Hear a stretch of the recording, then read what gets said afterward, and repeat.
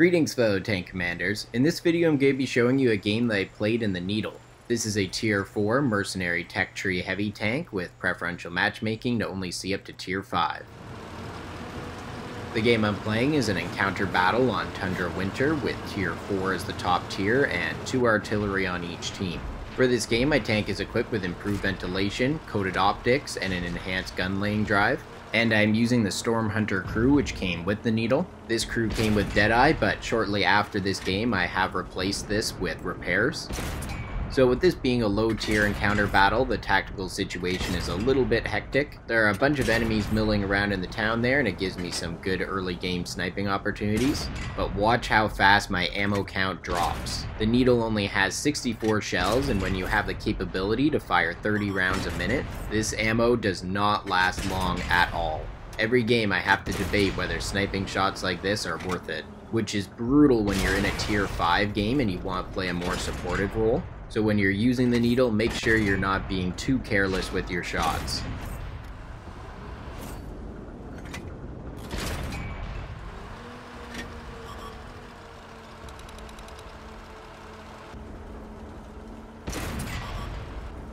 A lone light tank overextending. This is some easy damage. Now it's time for some ramming speed. That was a fun ram, but it didn't really work in my favor. I took 41 damage and dealt 50, which isn't great for a heavy tank ramming a light tank, and I would have been better off just firing one more round.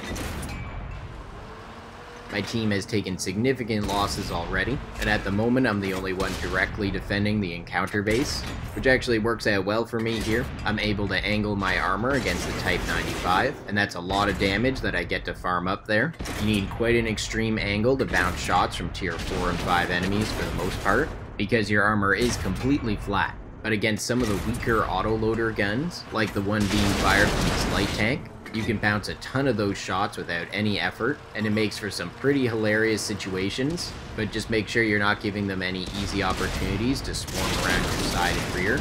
Always try to keep alongside or near some cover to block those angles. That was a better ram, but I didn't manage to immobilize the light tank like I'd hoped, but fortunately my teammate manages to finish him off before he can escape. Now I know this tank destroyer up ahead can do some huge damage, so I'm being very careful fighting him.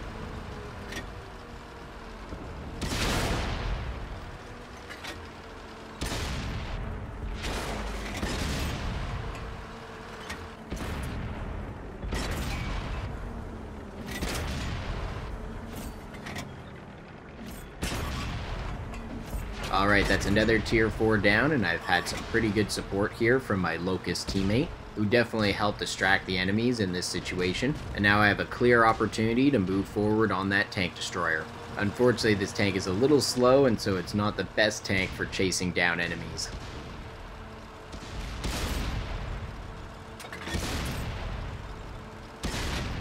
I was just a little too late to save my Locust teammate there, but that distraction was extremely valuable.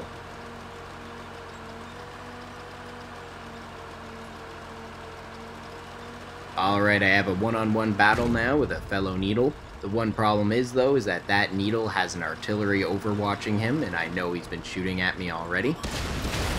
Neither of us take any damage from the ram here, but I get the better end of it because I turn that Needle on his side and get some easy shots here. Yes, I managed to destroy the Needle and the artillery missed his shot. Unfortunately, 2 members of my crew were injured in that fight though, and so I have to use my large first aid kit. And I also used my large repair kit just to repair my track and get away before the artillery could line up another shot.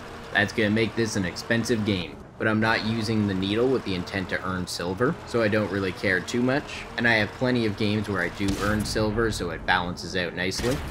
There's only the artillery left to chase down, and I have 7 rounds left. I really want to steal this kill from my teammate though to give me my 7th of the game. And with a little bit of luck, I'm able to snipe him for the finishing shot. Now let's check the post-game stats and see how I did.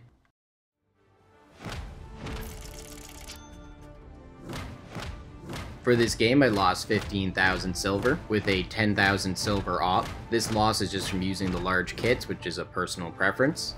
and I earned 2,480 experience without any multipliers. In this game, I dealt 1,747 damage, assisted with 43 damage, and destroyed 7 enemies while blocking 1,016 damage. This earned me High Caliber, Mastery Badge Ace Tanker, Top Gun, Steel Wall, and Cool Headed. I placed at the top of my team, earning a base XP of 1,653. I managed to hit 40 of my 59 shots and penetrate 32 of those. In terms of crew and module damage, I damaged the turret in the Type 95, injured the commander in the Czech light tank, injured the commander in the Panzer IIG, and damaged the gun and radio in the Needle. That was pretty intense for a Tier 4 battle. We got to see some of the great offensive and defensive potential which this tank has to offer. And we are down to our last few rounds there, so you can really see how the ammo capacity restricts the tactical flexibility of the Needle. Overall though, I'm having a blast with this tank so far. Stay tuned for more awesome World of Tanks videos.